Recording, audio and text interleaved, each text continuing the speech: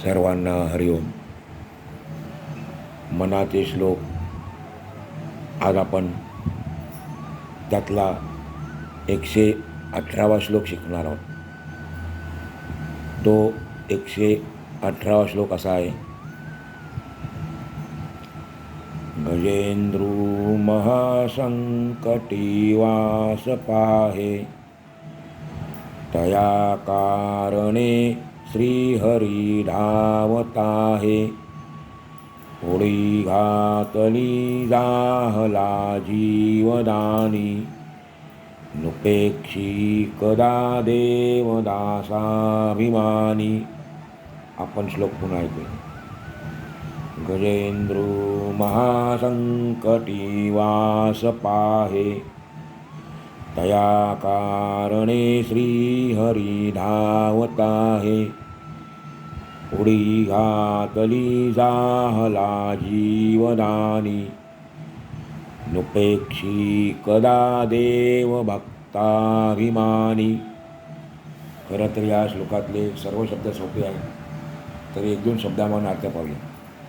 गजेंद्र त्याचा अर्थ आहे महाबलवान हत्ती. गज म्हणजे हत्ती, गजेंद्रचा अर्थ आहे महाबलवान हत्ती. जीवदानी म्हणजे जीवदान देणारा, जीवदान देणारा. बाकी सर्व अर्थ शब्द आपल्याला माहीत आहेत. समर्थ सांगतात, गजेंद्रावर प्राण संकट आले तेव्हा त्याच्यासाठी श्रीहरी धावत गेला आणि त्याने उडी मारून गजेंद्राचे प्राण वाचवले, त्याला जीवदान दिले. अशा प्रकारे भगवंत हा दीनांचा अनाथांचा नाथ असल्याने तो आपल्या भक्तांची कधीही उपेक्षा करीत नाही. आपण श्लोकाचा पुन्हा एकदा अर्थ ऐकूया. समर्थ म्हणतात, गजेंद्रावर प्राण संकट आले तेव्हा त्याच्यासाठी श्रीहरी धावत गेला आणि त्याने उडी मारून गजेंद्राचे प्राण वाचवले, त्याला जीवदान दिले. अशा प्रकारे भगवंत हा दीनांचा अनाथांचा नाथ असल्याने तो आपल्या भक्तांची कधीही उपेक्षा करीत नाही. असा श्लोकात आपल्याला थोडक्यात सरळ अर्थ सांगता येईल. भगवंताने फक्त मनुष्य प्राण्यालाच संकटातून तारले असे नाही, तर जो कोणी त्याचे नाम घेतो त्याला अनन्य भावाने शरण जातो, मग तो पशु जरी असला तरी भगवंत त्याची संकटातून मुक्तता करतो. इतकेच नाही तर तो त्यांचा उद्धारही करतो. प्रस्तुत श्लोकातून स्वामीजींनी गजेंद्राच्या उदाहरणातून ही गोष्ट आपल्याला समजावून सांगितली आहे. गजेंद्र मोक्षाची कथा आपल्याला ऐकून माहिती आहे, पण या ठिकाणी समर्थांनी ज्या अर्थी गजेंद्र मोक्षाची कथा या श्लोकामध्ये सांगितली आहे त्या अर्थी काही वेगळं वैशिष्ट्य आहे, आणि म्हणून आपण ती कथा थोडक्यात ऐकूया. त्रिकूट नावाचा एक श्रेष्ठ पर्वत आहे. त्याच्या सभोवती क्षीरसमुद्राचे वेष्टन आहे. म्हणजे त्या पर्वताला दुधाच्या समुद्राने वेढलेले आहे आणि म्हणून तो अतिशय शोभिवंत आहे. त्या पर्वताच्या प्रदेशात भगवान वरुणाचे ऋतुमत नावाचे एक उपवन आहे, जी पावसाची देवता आहे. वरुण देवता म्हणतात. त्या वरुण देवतेचे भगवान वरुणाचे ऋतुमत नावाचे एक उपवन आहे. तेथे एक विस्तीर्ण असे सरोवर आहे. त्यामध्ये नित्य सुवर्णकमळे प्रफुल्लित झालेली असतात. त्या पर्वतावरील अरण्यात हत्तींच्या कळपांचा अधिपती असलेला एक गजेंद्र एकदा आपल्या परिवारासोबत त्या सरोवरावर आला तो आपल्या परिवारासह त्या सरोवराजवळ आला. तो महाबलाढ्य होता. त्या सरोवरात प्रवेश करून प्रथम त्याने स्नान केले. नंतर अमृताप्रमाणे मधुर आणि स्वच्छ पाणी त्याने आपल्या सोंडेने वर घेऊन यथेच्छ प्राशन केले. नंतर तो हत्तीणींना आणि आपल्या बालकांना ते पाणी पाजू लागला. त्यांना स्नान घालू लागला. पण आपल्यावर थोड्याच वेळात कोणते महाभयंकर संकट ओढवणार आहे याची त्याला पुसटशी सुद्धा कल्पना नव्हती. एक बलाढ्य नकराने, नकर म्हणजे मगर, एका बलाढ्य नकराने म्हणजे मगरीने पाण्यामध्ये असताना खालून त्याचा पाय धरला. तेव्हा अचानकपणे संकटात सापडलेला तो बलवान गजेंद्र त्या संकटातून आपली सुटका करून घेण्यासाठी प्रयत्न करू लागला. पण पाण्यात जिचे सामर्थ्य आहे त्या शक्तिशाली मगरीने त्याला आणखीनच जोराने आतमध्ये ओढायला सुरुवात केली. मगर जलचर प्राणी आहे आणि त्यामुळे अशा जलचर प्राण्यांची शक्ती पाण्यामध्ये जास्ती असते. आता हा हत्ती आहे, त्याची जमिनीवर सत्ता आहे, जमिनीवर त्याची शक्ती काम करते. त्यामुळे ज्यावेळेला मगरीने पाय ओढला त्यावेळेला तो व्याकुळ झाला, पण त्याने प्रयत्न सोडले नाही. शेवटी तो गजेंद्र अगदी हैराण झाला. महाबलवान असा गजेंद्र आणि मगर एकमेकांना निकराने ओढीत असताना बराच काळ निघून गेला. गजेंद्र खिन्न झाला आणि या प्राण संकटातून आपली सुटका कशी करून घ्यायची याविषयी पुष्कळ विचार करीत राहिला. शेवटी त्याला एकाएकी सद्बुद्धी सुचली आणि तो म्हणाला, मला या संकटातून सोडवण्यास माझे जातभाई हत्ती समर्थ नाही आणि मी सुद्धा मला स्वतःला सोडवण्यासाठी समर्थ नाही. मग या हत्तीने मला कुठून सोडवणार, संकटातून मुक्त करणार? म्हणून मी आता ब्रह्मादिकांनाही आश्रय असलेल्या सर्व शक्तिमान प्रभूला शरण जातो. गजेंद्र स्वबळावर स्वतःला संकटातून सोडवू पाहत होता. त्याला आपल्या शक्तीचा, त्याला आपल्या बळाचा अभिमान झाला होता.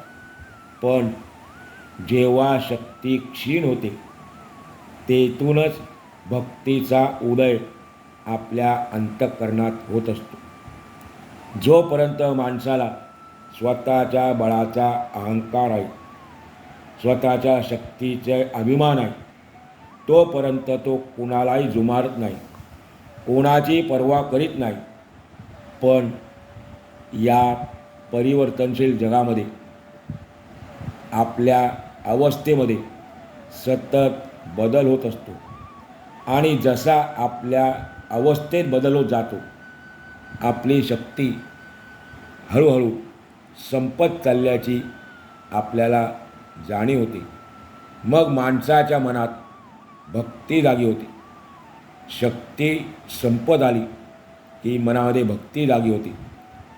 तसंच काहीतरी गजेंद्राचं झालं. त्याला लक्षात आलं. काय लक्षात आलं? जगद्गुरू तुकामध्ये का वाहून सांगतात त्याप्रमाणे त्याच्या लक्षात आलं. तुका म्हणे तुझं सोडविना कोणी, तुका म्हणे तुझं सोडविना कोणी, एका चक्र पाणी वाचून या. एका भगवंताशिवाय तुला कोणी सोडवणार नाही. या वाक्याची त्याला आठवण झाली असावी आणि मग त्याने भगवंताचा धावा केला. त्याची स्तुती करायला सुरुवात केली. त्याचं स्तोत्र त्याने रचलं. बघा, एका पशुने भगवंताची स्तुती केली आणि त्याचं त्यानंतर स्तोत्र झालं. अतिशय सुंदर स्तोत्र आहे.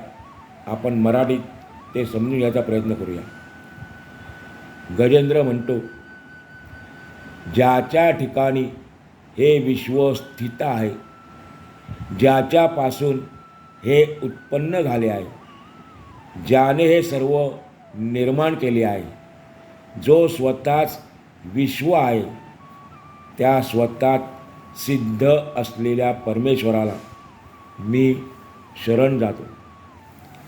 जो साक्षीरूप भगवान स्वतःचे ठिकाणी आपल्या मायेने रचलेले सृष्टीसमयी प्रगट होणारे आणि प्रलयकाळी लीन होणारे हे विश्व आपल्या अलुप्त दृष्टीने पाहतो. जो साक्षीरूप भगवान स्वतःचे ठिकाणी आपल्या मायेने रचलेले सृष्टीसमयी प्रगट होणारे आणि प्रलयकाळी लीन होणारे हे विश्व आपल्या अलुप्त दृष्टीने पाहतो. जो स्वयंप्रकाशित आहे असा तो परमपिता माझे रक्षण करो. अत्यंत सदाचार संपन्न, निसंग, सर्व भूतांच्या प्राणीमात्रांच्या ठिकाणी समदृष्टी आत्मदृष्टी ठेवणारे आणि सर्वांचे हित करणारे मुनी, ज्याचे परममंगलकारक स्वरूप पाहण्याच्या इच्छेने वनामध्ये राहून निरंतर ब्रह्मचर्यादी व्रतांचे आचरण करतात, तो परमेश्वर माझा रक्षणकर्ता असो. ज्याला जन्म, कर्म, नाम, रूप, गुण किंवा दोष यापैकी काही एक नसून जो वेळोवेळी लोकांच्या जन्ममरणाकरता आपल्या मायेच्या योगाने जन्म, कर्म इत्यादीचा स्वीकार करतो, म्हणजेच अवतार घेतो. जो ब्रह्मस्वरूप असल्याने रूपरहित आहे, भगवंताला रूप नाही कारण तो ब्रह्मस्वरूप आहे. जो अनंत शक्ती असल्यामुळे बहुरूपी आहे आणि ज्याची कर्मे आश्चर्यकारक आहेत, त्या परमात्म्याला माझा वारंवार नमस्कार असो. गजेंद्र स्तुती करतो आहे भगवंताची. सर्व साक्षी रूपाने असणारा स्वयंप्रकाश आणि वाणीला, मनाला तसेच चित्तवृत्तींना अगोचर अशा त्या परमपित्याला मी वारंवार नमस्कार करतो. फलेच्छारहित कर्माने चित्त शुद्ध झालेल्या पुरुषांनाच ज्याची प्राप्ती होते.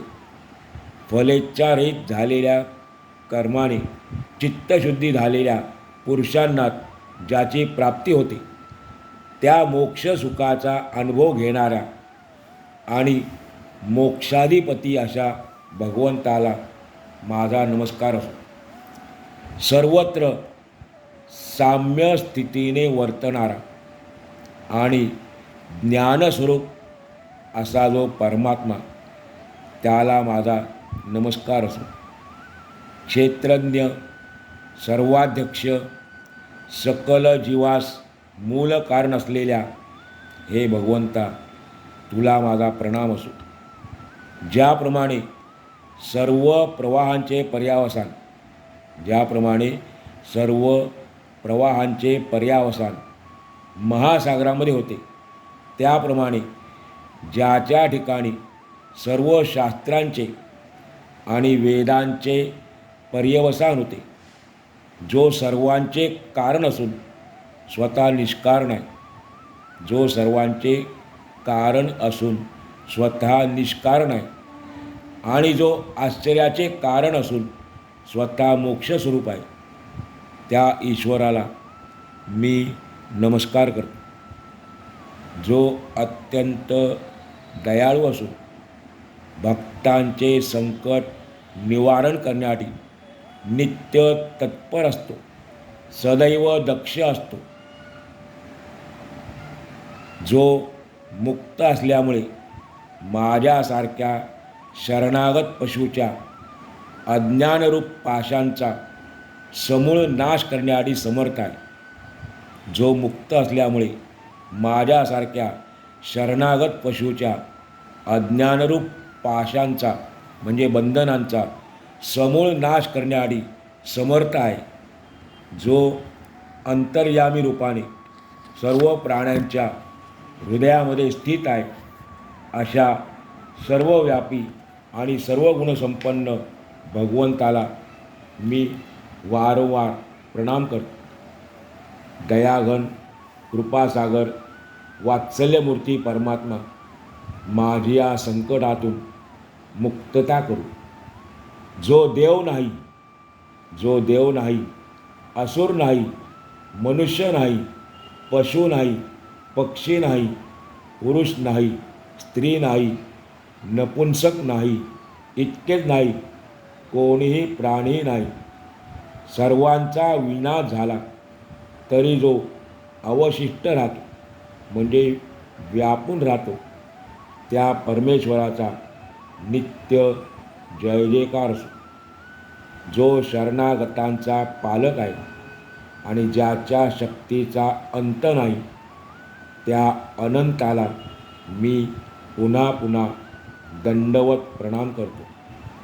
गजेंद्र अशा प्रकारे पीडित झालेला आहे, दुःखी झालेला आहे हे जाणून आणि त्याने केलेली स्तुती प्रशंसा श्रवण केल्यानंतर तो सर्वांतर्यामी असलेला परमात्मा, सर्व देवमय भगवान श्रीहरी वेदमय गरुडावर आरूढ झाला आणि हातामध्ये चक्रायुध घेऊन स्वतःचे स्तवन करीत असलेला जो गजेंद्र होता तेथे आला आणि त्याला म्हणाला, भगवान विष्णू गजेंद्राला म्हणाला, हे गजेंद्रा, तू ज्या स्तोत्राने माझी स्तुती